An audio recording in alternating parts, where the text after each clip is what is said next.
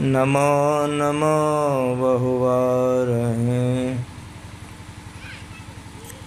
सकल सुपूज्यन भूप बंदा गुरुपद कंज कृपा सिंधु नर रूप हरि महामोहतम पुंज जासु वचन रवि कर निकर धन्य धन्य सतगुरु सुखद महिमा कही न जाय। जो कछु कहूँ तुम्हारी कृपा मोतें कछु न बसाए। बोलिए प्रेम से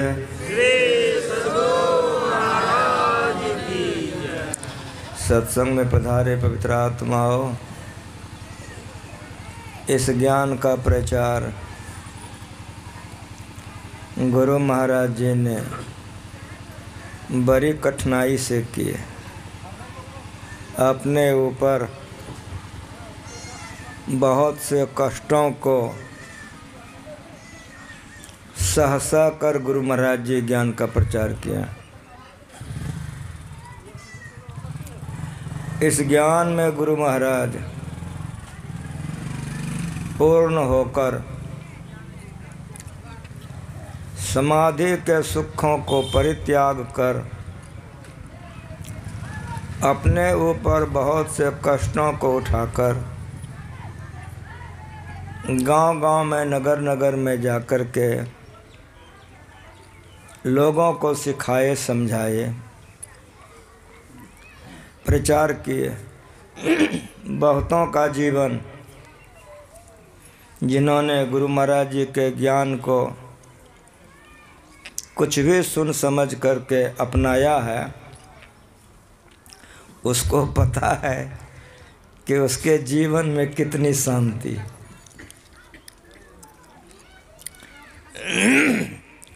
इस ज्ञान के अभाव में लोग बहुत बेचैन रहते हैं। बहुत से लोग इस ज्ञान के अभाव में सुसाइड कर लेते हैं, जहर खा लेते हैं। लेकिन जो ज्ञान को समझ जाते हैं वे बड़े धैर्यवान हो जाते हैं। हमारे सत्संगी लोग इस ज्ञान को बार बार सुनते रहते हैं, समझते रहते हैं। परिणाम क्या होता है कि थोड़ा न थोड़ा करते रहते, बहुत सुख का बोध करते हैं जो थोड़ा थोड़ा भी करते हैं। गुरु महाराज जी को सहरसा जिला वार्षिक अधिवेशन में जाना था। ठिठर बाबा थे कराने वाले।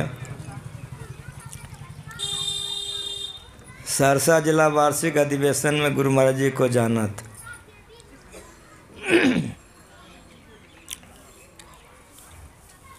श्रीधर बाबा गुरु महाराज जी से निवेदन किए कि हजूर, धरारा बहुत दिनों से नहीं गए हैं। सहरसा जिला वार्षिक अधिवेशन में जाना है तो हजूर का चरण धरारा पर जाता, वहाँ विश्राम करके जाते तो अच्छा रहता। गुरु महाराज जी ने कहा हाँ ठीक है, वही होगा।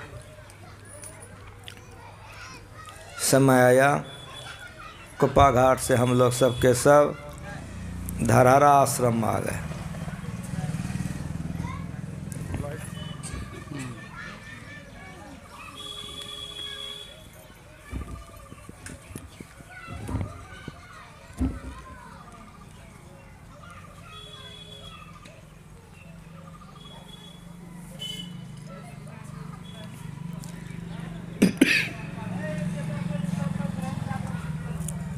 गुरु महाराज जी का नाम सुन करके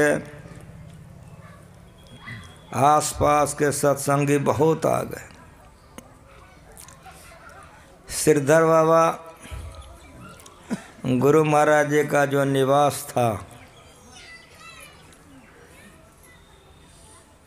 उस निवास को बहुत दूर से जयफरी से घेरवा दिए थे कि गुरु महाराज जी के निकट बहुत लोग नहीं जाएं, वहाँ विशेष भीड़ नहीं हो, इसलिए सिरधर बाबा ने इस तरह की व्यवस्था कर दी थी।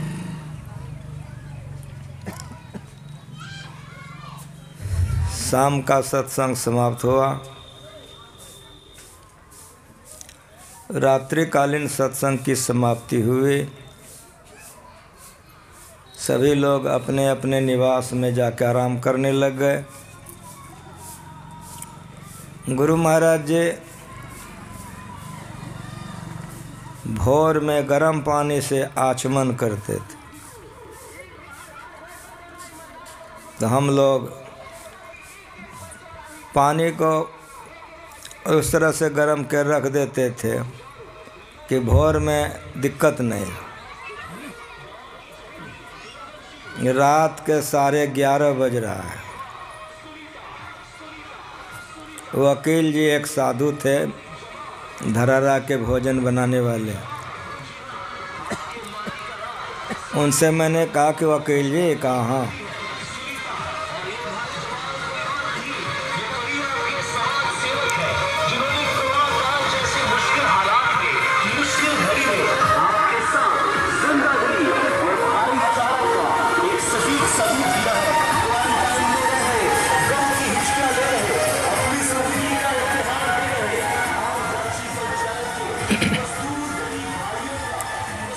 हम वकील जी को कहे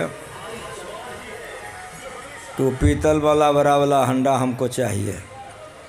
कहा बाबा उसमें तो दाल बनाए, सब बर्तन कुइयाँ पर पड़ा हुआ है। हम कहे कि पानी गर्म करना है गुरु महाराज जी के लिए, एक ठो मंगवा के दे दीजिए। कहा जी बाबा। अब कई लोगों को कहा, कोई सुनबे नहीं किया। बजरंगी गुरु जी थे, उनको जाके बोले, वे चले गए, सीधे बर्तन उठा के वो मलने लग गए। अब जो जो सुने कि गुरुवे जी बर्तन मल रहे हैं, सब दौड़े वहाँ कुइयाँ पर। रात का 11:30 बज रहा है। जो जाए तो गुरुवे जी का छीने। गुरु जी कहे कि ये जो इतना देख रहे हो नहीं देख रहा है, हम अपना हिस्सा ले लिए हैं, एक ठो अपना अपना हिस्सा ले लो। गुरु सेवा साधारण नहीं होता है। चेहरा बनाने वाले को भक्ति पूरी नहीं होती। उतना बड़ा रात, उतने बड़े लोग बर्तन मल रहे हैं। उनका नाम सुनते सब आ गया, सब भिड़ गया। एक बर्तन मल करके हमको वकील जी दे दिया। चूल्हा पर चढ़ा करके खौलाना शुरू किया। जब खूब खौल गया तब ढक दिए। पूरा चेला उसमें लकड़ी डाल करके छोड़ दिया। वो ऐसा इसलिए करते थे कि 3 बजे भोर में एकदम गर्म पानी मिल जाता था। वो सारा काम करते करते हमको 12:30 बज गया रात। सबके सब सो गए थे। अब हम आए, सुतेंगे कहाँ? जिस कमरे में गुरु महाराज जी सोए थे, उस कमरे में नीचे में तो भगीरथ बाबा सो गए थे। इधर बरामदा पर भी साधु लोग सो गए थे, लेकिन जो रास्ता था वो खाली था। तो हमरे मन में आया कि यही जगह उपयुक्त है। गमछी निकाले, बिछा दिए। गुरु महाराज जी के चरणों में प्रणाम किए, लेट गए। 2-4 मिनट 5 मिनट हुआ होगा तो गुरु महाराज जी कहते हैं, कौन है? उठाओ हमको, उठाओ। दौड़ के गए, भगत बाबा को हिलाए। तो गुरु महाराज कुछ कह रहे हैं। पूछे कि हजूर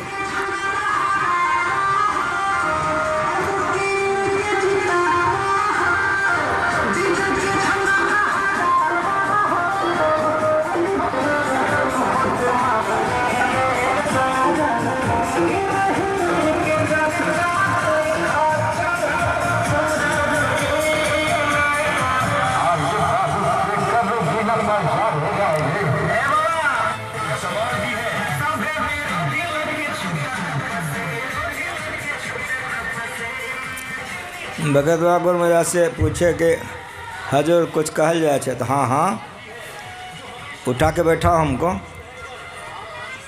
तुरंत भगत बाबा उठा के बैठाए गुरु महाराज जी को। ठड़ा करो हमको। तो जैसे ठड़ा किए हम दौड़ के गए, लाठी ला के गुरु महाराज जी को हाथ में दे दिए। गुरु महाराज जी ने कहा कि हमको बाहर ले चलो। अब 12:30 रात बज रहा है। बाहर गुरु महाराज जी निकल गए। जब बरामदे से नीचे आए तो भगीरथ बाबा कहते हैं कि हजूर रात के 12:30 बजी रहे, कहाँ जाया जाएगा? कहते हैं कि कहाँ जायल जेते, सुनता नहीं है? महिला खटाल में एक महिला 12:30 बजे रात में गा रही थी अपनी भगतिया सतगुरु साहब मोहि कृपा करे देहो। गा रही तो फिर गा रही थी।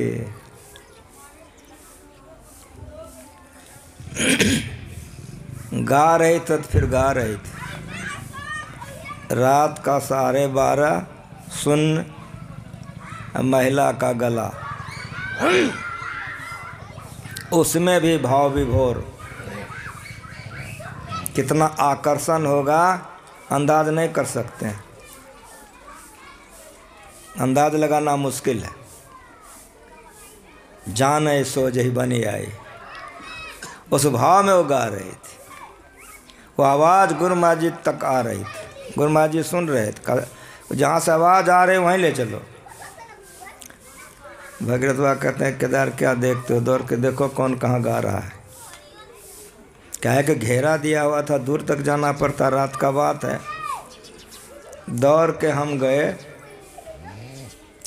माँ बहन खटाल में, महिलाएं खटालों में सारी सोई हुई थी जैसे तैसे।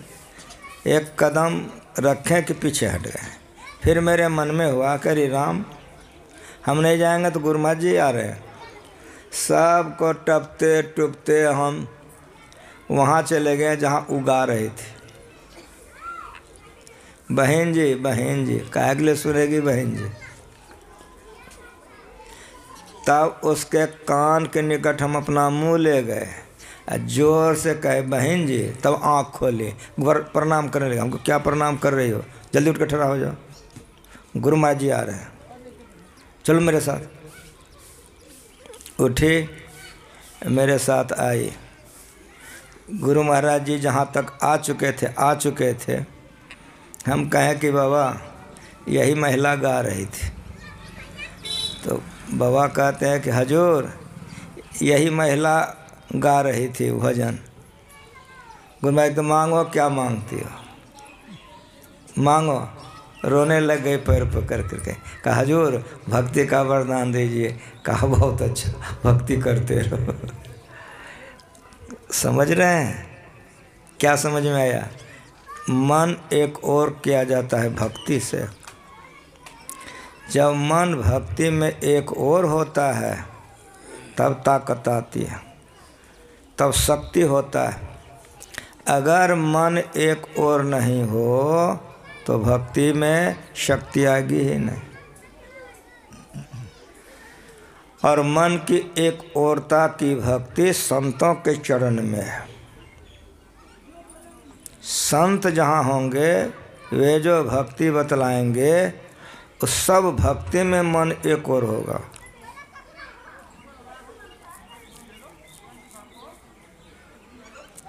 संतों का संग करने के लिए कहा भगवान ने, जो प्रथम भक्ति है।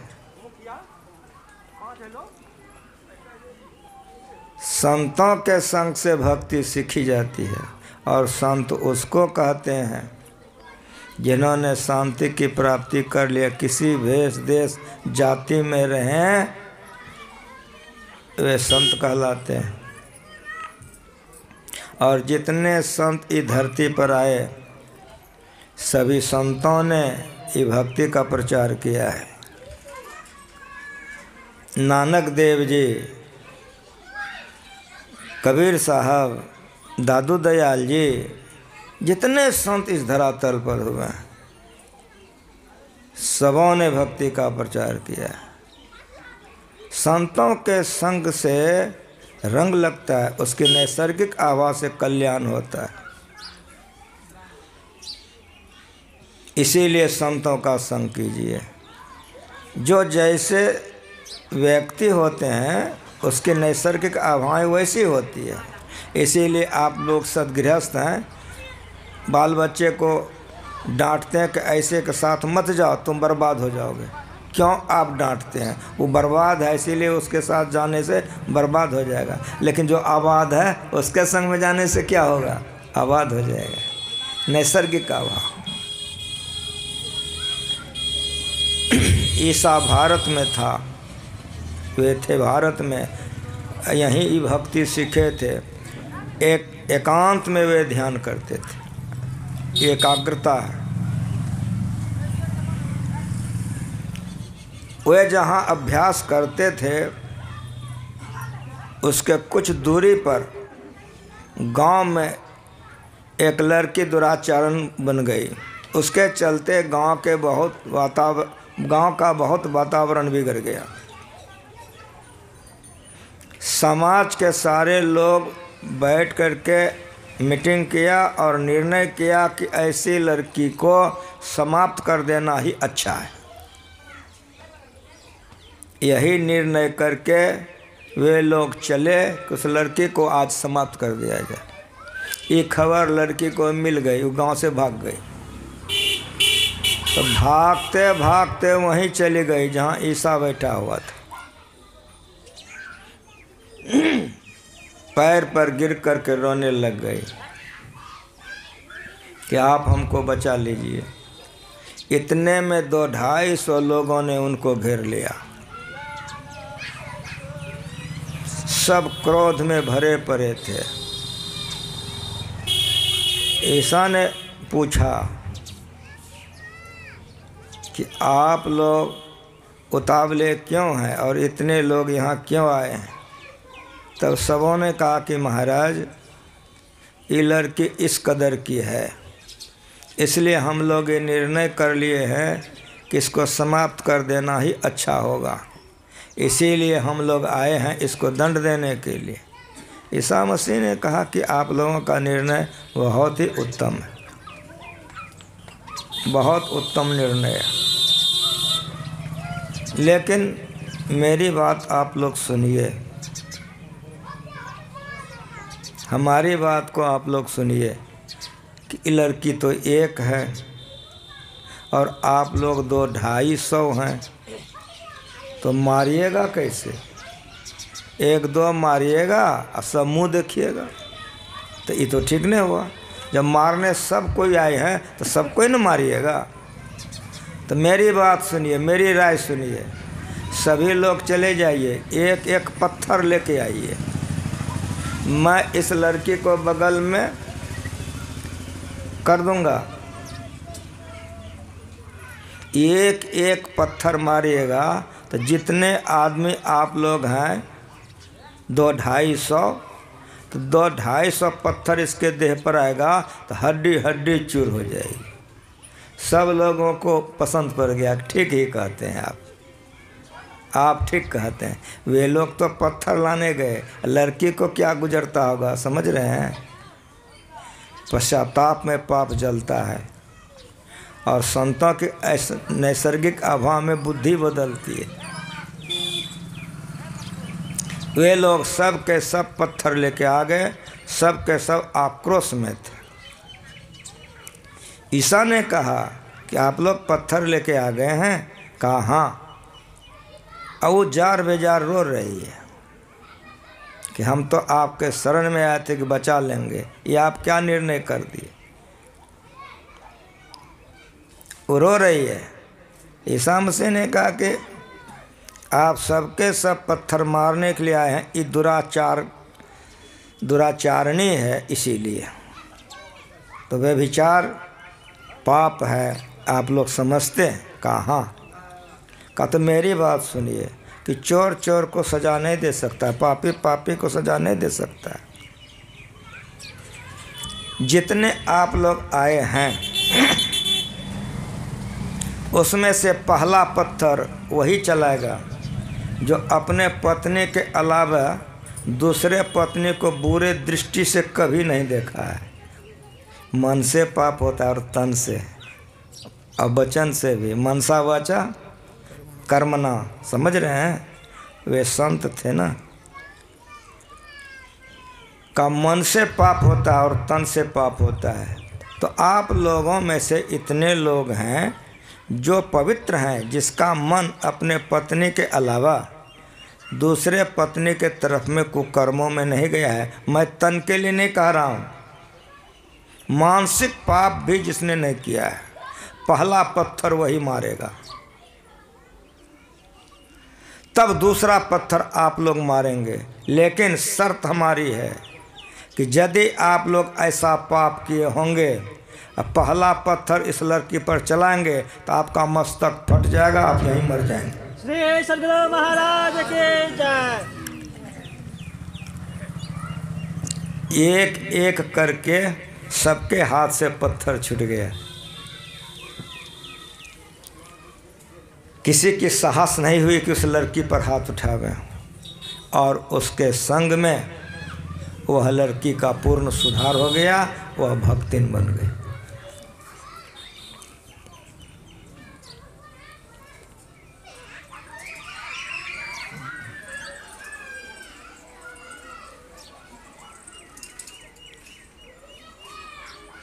संतों के संग से क्या होता है?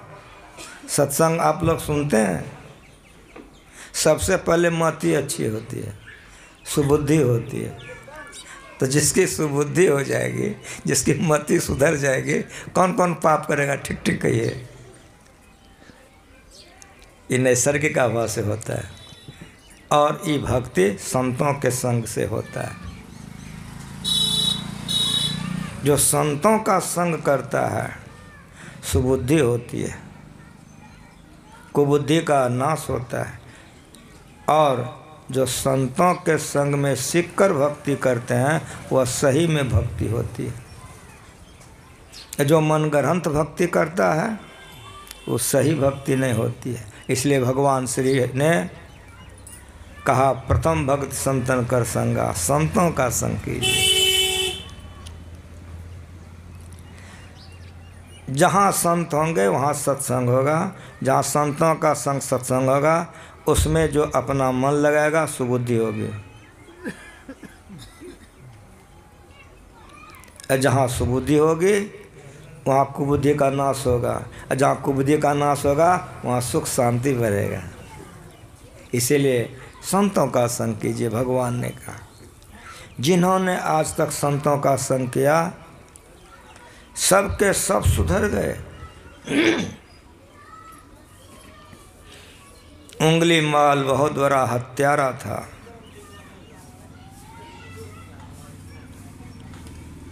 कितने का गोद सुना कर दिया था, कितने को विधवा बना दिया था।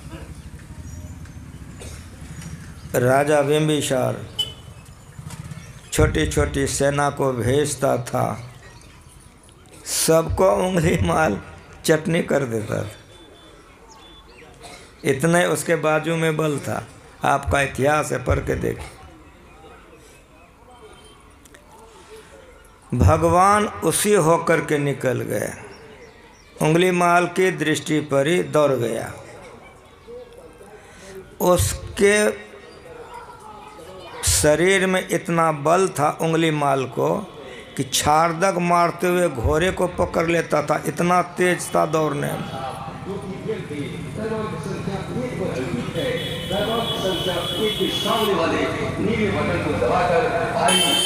मनोहर कुमार राव को भारी मतों से प्रबलतम बहुमत से विजय बनाए और ग्राम पंचायत राज दौड़ने में वह ऐसा था कि छाड़दक मारते हुए घोड़े को पकड़ लेता था। और मेरी बात सुनिए, उसके शरीर में इतना बल था कि घोड़े का दुम पकड़ लेता तो हिलने नहीं देता। और भगवान एकदम आराम से टहले जा रहे हैं, उंगली माल के देह में जितना ताकत है सब लगा के दौड़ रहा है। अब पकड़ेगा, अब पकड़ेगा, 2 अंगूर 10 अंगूर एक बित्ता, अब पकड़ेगा, पकड़ ही नहीं सकता। दौड़ते दौड़ते तबाह हो गया, नहीं पकड़ सका। तब कहा रुक ठहरो। तो भगवान मुस्कुराए, कहा मैं धर्म पर ठहरा हूँ, तुम अधर्म में दौड़ रहे हो। अभी आप लोग विनती किए हैं संत कैसे होते हैं? दुख भंजन, ये संतों का संग है। भव फंदन गंजन, ज्ञान ध्यान निधि। जो भव के फंदे में गिरा हुआ प्राणी है उसको संत ज्ञान का बात सुनाते हैं और तब ध्यान करने सिखाते हैं। ध्यान में निधि मन खजाना, बिंदु और नाद संत के पास खजाना है जो दे देते हैं। थोड़े उपदेश किए हैं भगवान, उंगली माल सहम गया। तब भगवान ने कहा कि जो उंगली का माला पहन के रखे हो तो देखने में तुम अच्छे नहीं लगते हो, उंगली का माला खोल के फेंक दो। फेंक दिया। कहा जो कपड़ा पहने हो तो 10 ऐसा देखने में लगते हो, तुम्हारे चेहरे में क्रूरता दिखती है, इस तरह से कपड़ा को पहनो, जैसे साधु पहनते वैसे पहन लिया। भगवान का आसन लेके आगे पीछे पीछे जा रहा है, भगवान आगे आगे। ये संतों का संग है। जंगल जैसे टपते हैं कि उधर से उमरती सेना लेके राजा आ रहा था। जैसे भगवान पर नजर पड़ी तुरंत रथ से उतर करके आके चरणों में प्रणाम किया। भगवान ने पूछा राजन कहाँ जा रहे हो? कहा प्रभु आप सर्वज्ञ हैं। कहा मैं तुम्हारे मुंह से सुनना चाहता हूँ, तुम सुनाओ। कहा प्रभु उंगली माल इस जंगल में रहता है जिससे आप आ रहे हैं, उसके बाजू में इतना बल है कि छोटी छोटी सेना को भेजता हूँ, वो अकेले सबको चट कर जाता है। इसीलिए उमड़ती हुई सेना को लेके जा रहा हूँ, आज उसका दलन करूँगा। तो भगवान मुस्कुराए कि राजन क्रोध छोड़ के शांत हो जाओ, मेरी बात को सुनो। यदि वह उंगली माल साधु हो जाए तब क्या करोगे? भगवान पूछ रहे हैं। आगे में भगवान है, इस तरफ में राजा है, पीछे में कौन है? उंगली माल है ना, बीच में है भगवान, उधर राजा, पीछे में उंगली माल। यदि वह साधु हो जाए तब क्या करोगे? का भंते यदि उंगली माल साधु हो जाएगा तो मैं उसे नमस्कार करूँगा। तो जैसे का नमस्कार करूँगा कि तैसे भगवान बगल हो गए। का उंगली माल सामने में ठहरा है, राजा को प्रणाम करना पड़ा। इस संतों का संग है। बड़े से बड़े दुराचारी, बड़े से बड़े गिरे कुकर्मी संतों के संग से सुधर जाते हैं। इसलिए भगवान श्री ने कहा कि प्रथम भगते संतन कर संगा, संतों का संग कीजिए। वाल्मीकि नारद घट जोने, निज निज मुखन कहे निज होने, जलचर थलचर नवचर नाना, जय जर चेतन जीव जहाना, मत की रति गति भूत भलाए, जब जय जतन जहाँ जय पाए, सो जानब सत्संग प्रभाव। संतों के संग को सत्संग कहते हैं। इसीलिए भगवान ने कहा प्रथम भगत संतन कर संगा। जो संतों के संग में जाते हैं उसको सुबुद्धि होती है, उसका कल्याण होता है। अभी मैंने आपको इतना सुनाया, अब जो आगे की बातें बची हुई है हम रात्रिकालीन सत्संग में सुनाएंगे। हमारे परशुराम जी बैठे हुए हैं, उनसे एक भजन सुन लीजिए, आरती हो जाएगी और अभी का सत्संग संपन्न हो जाएगा। एक बार प्रेम से बोलिए। माइक ले जाइए, परशुराम जी को दीजिए।